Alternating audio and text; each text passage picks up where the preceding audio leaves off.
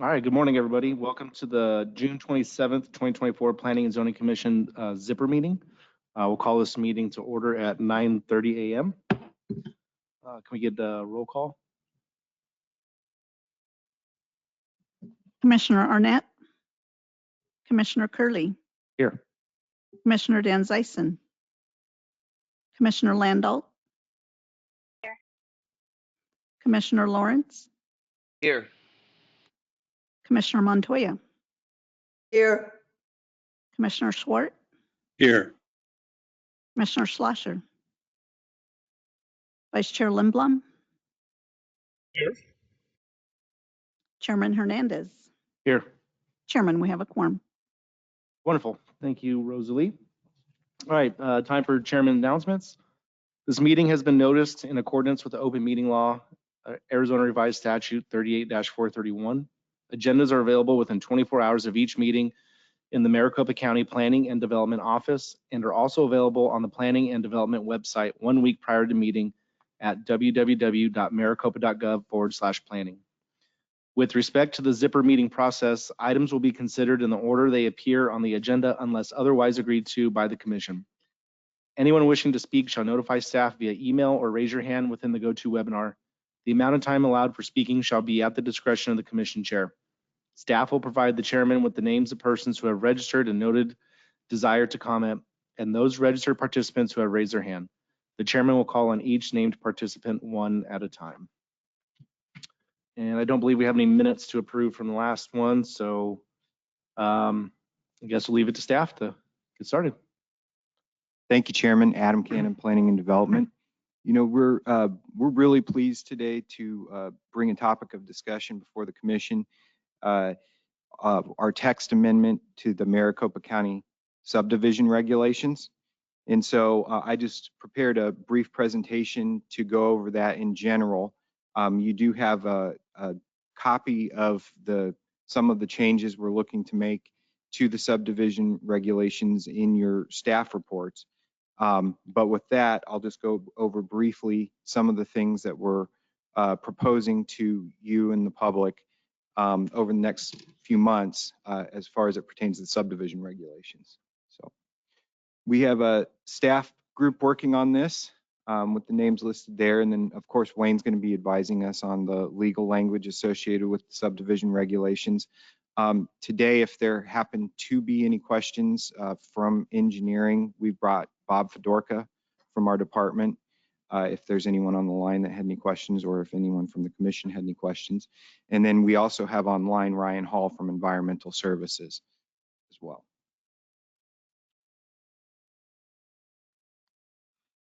So I just wanted to briefly start by talking about the text amendment schedule. We held our first stakeholder meeting in May on this, and the stakeholder meeting was just to gather ideas about changes to the subdivision regulations that citizens or developers or stakeholders may have wanted to see. From there, we have the zipper meeting. That's where we introduce the text amendment to you and some of the changes that we're going to be making. There is a motion, it's called at the end of the zipper meeting to initiate and approve. It doesn't confer approval on the text amendment, it just allows it to go to a future commission hearing. And then after we do the zipper meeting today, we're just going to take that, any feedback we receive from the commission, continue drafting. We're also going to hold a second stakeholder meeting planned for the end of July at this point. And then we're going to take that information from the stakeholder meeting, do some additional drafting based on the feedback there. Our target is to bring the amendment back to the commission in September or October timeframe, with it going to the board in October and November. So just a little bit of background about the amendment. The Maricopa County subdivision regulations were originally adopted in 1975. And the last substantial update to the regulations occurred in 2002. So a recent change in state law permits counties and municipalities to approve plats administratively. versus going to a hearing. Right now, preliminary and final plats are processed ministerially, with the preliminary plats coming to the commission and then final plats being approved by the board.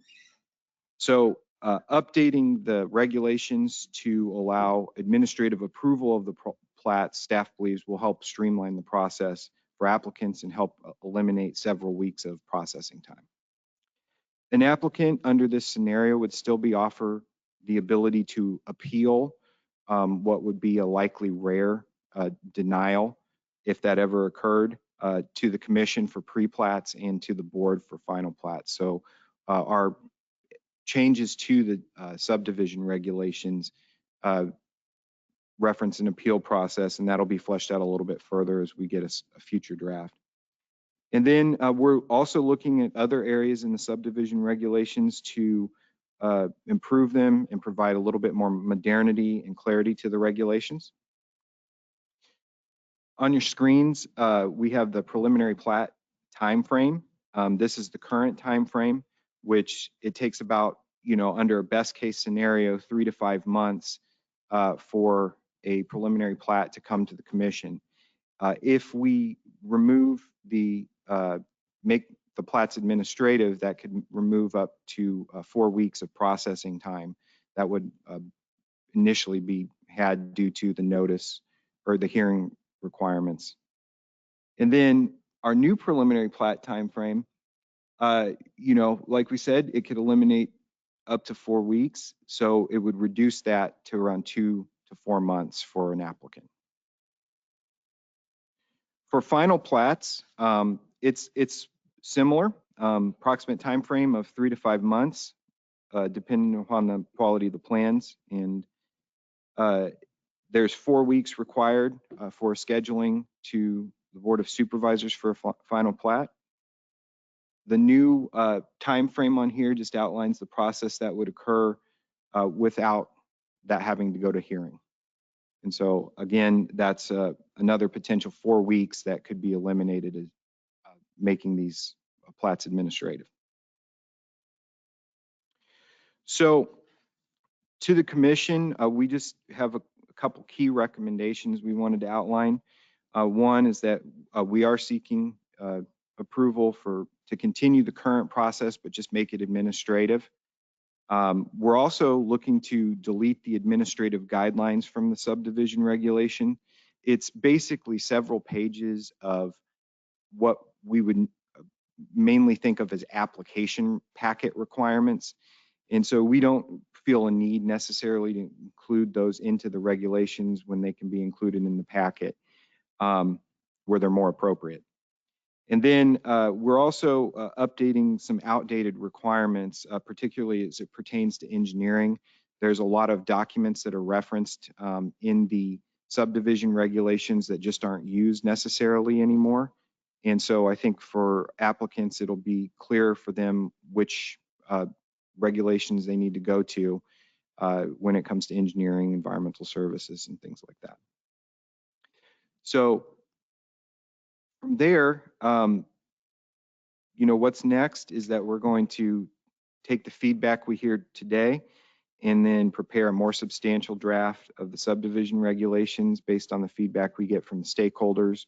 And if there's any more that comes from the commission or any feedback we get in from email, we're also going to hold an additional stakeholder meeting to discuss the draft. So they'll have that. They have that. It's available to them now, but we'll have that stakeholder meeting so they can comment on that.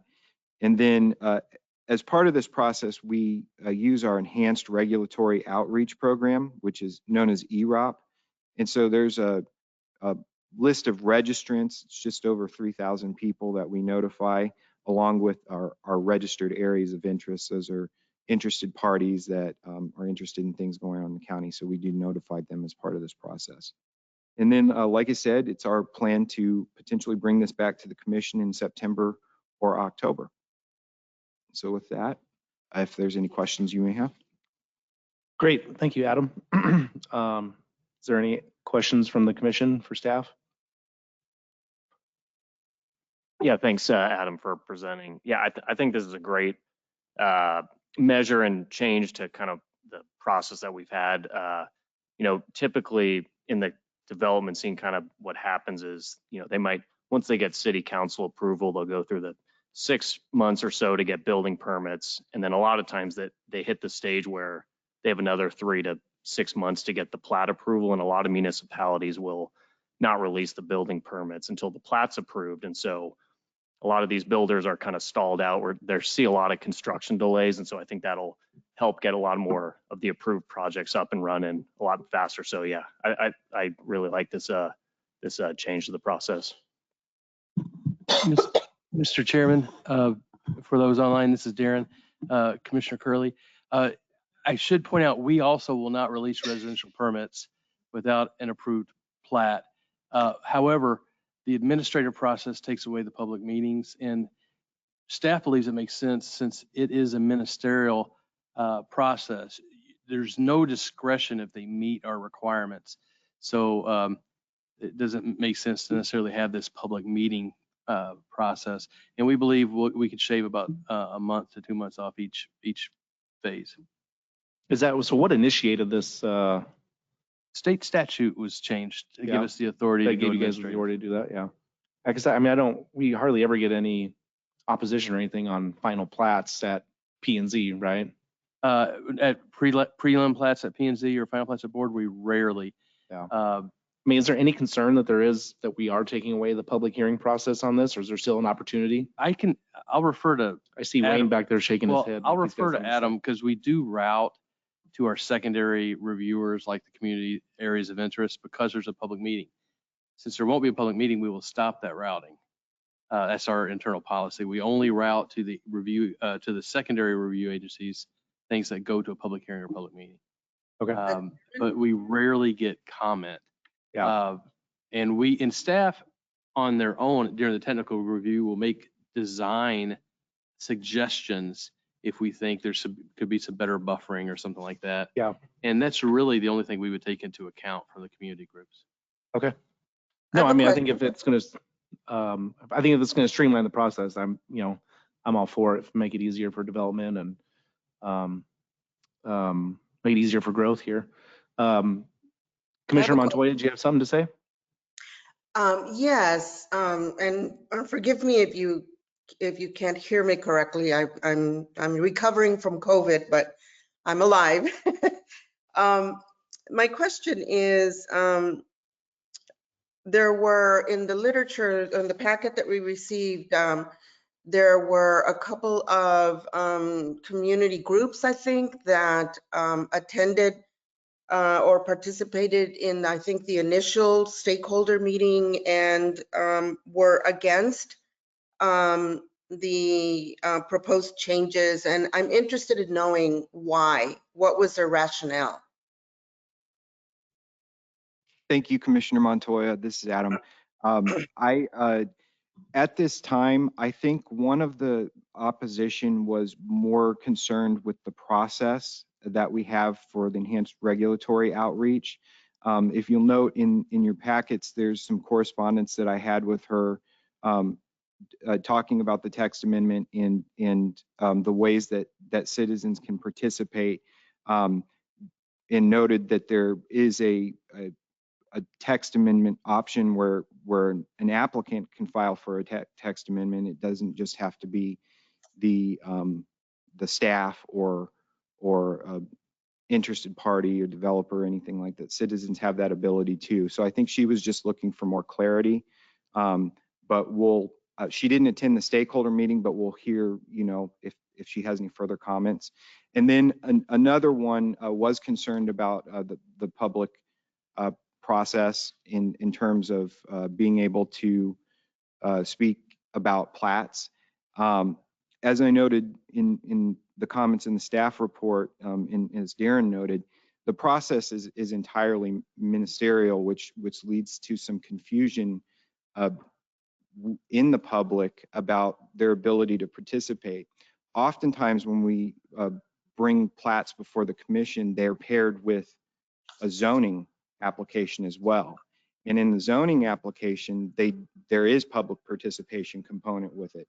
So one of the things we actually think it will help do if we make it administrative is reduce some of that confusion. They'll still be able to participate at the zoning. Many of these applications still have a zoning attached to it. They're rarely by right subdivisions unless they're in rural 43 zoning. And so, does that answer your question, Commissioner? Yes, thank you so much. That clarified it.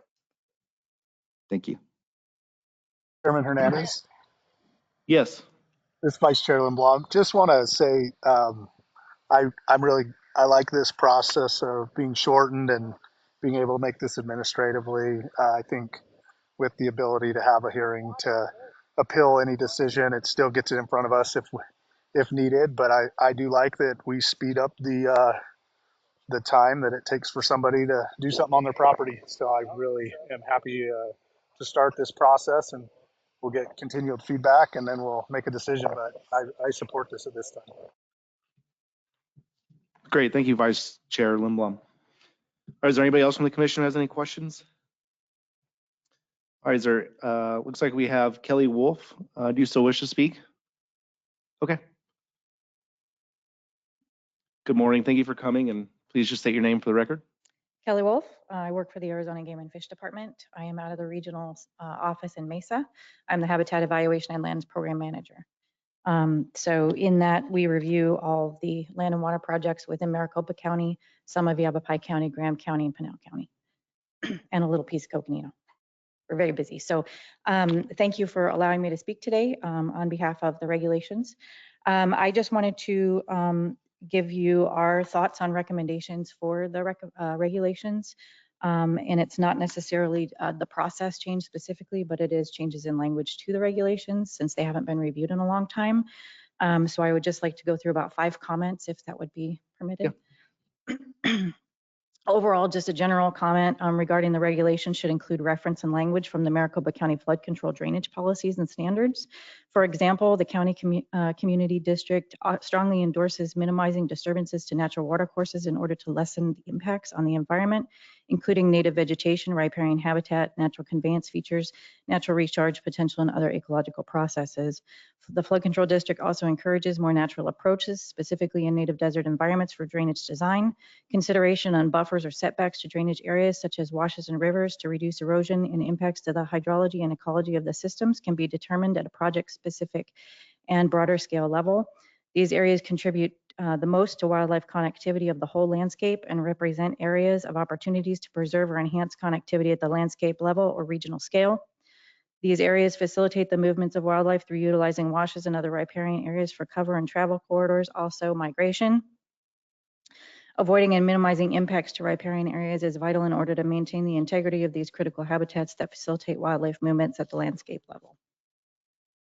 Comment number 2, within the preliminary plat section, information that is required. This section should also include a requirement for the Arizona Online Environmental Review Tool to assist in identifying any potential fish and wildlife resources in or adjacent to the area being proposed for a project. This tool provides compliance for Phase 1 environmental compliance desktop review for the threatened and endangered species per the requirements under NEPA.